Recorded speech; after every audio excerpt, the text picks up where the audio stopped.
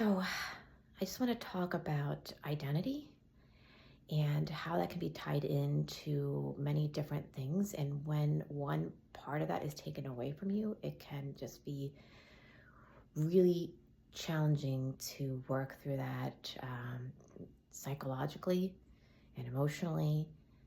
I am an ultra runner, and while I know everybody says, well, running's not doesn't define you, you're not just a runner.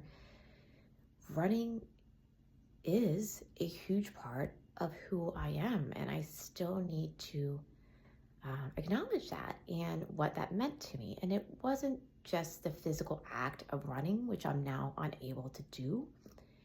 It was all that running brought to me, the ability to move my body and feel like I accomplished something, the ability to be out in nature and explore it and be a part of that, the ability to escape some of the stresses of the day or everything else that's dealing with, and just have that moment of peace for that few bit, or at least distraction. If I'm suffering in a different way, it takes my mind off of some of the other suffering. It was about the community. I really enjoy the running community and the camaraderie that we have in that. So it takes a lot away from me that was a huge, and still is a huge part of me. So I don't think you can just brush that off if you're somebody who is out there doing physical activity and unable to do the things that you want to do right now, to be chastised. I don't know, chastise is the right word, but just to dismiss it in a sense of saying, well, that's not just who you are. That's not all you are. You shouldn't have that doesn't define you.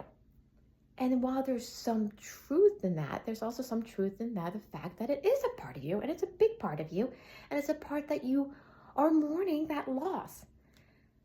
However, how can we still find joy, and how can we still find accomplishment and find some of those things that we really loved about that part of us right now, while we're still rehabbing, we're still recovering? And I think a way to do that is still look at what you were able to accomplish today that you couldn't accomplish a week ago. Maybe now you can get out of bed and it's not that painful.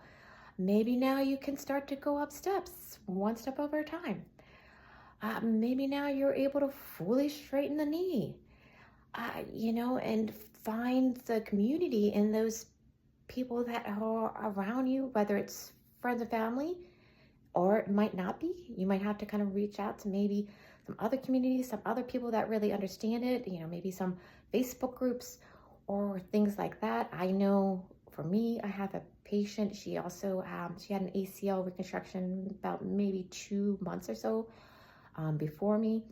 So when she comes into the clinic, her and I kind of discuss our little issues and things like that, what's gotten better, what's still challenging, because I can see and look at her in the future, and then she can look at me and feel a little peace, like, oh, okay, we're both experiencing some of those same struggles, and it helps to have somebody else there too to support you through this. So anyway, I thought I'd just come on and just discuss some of those things.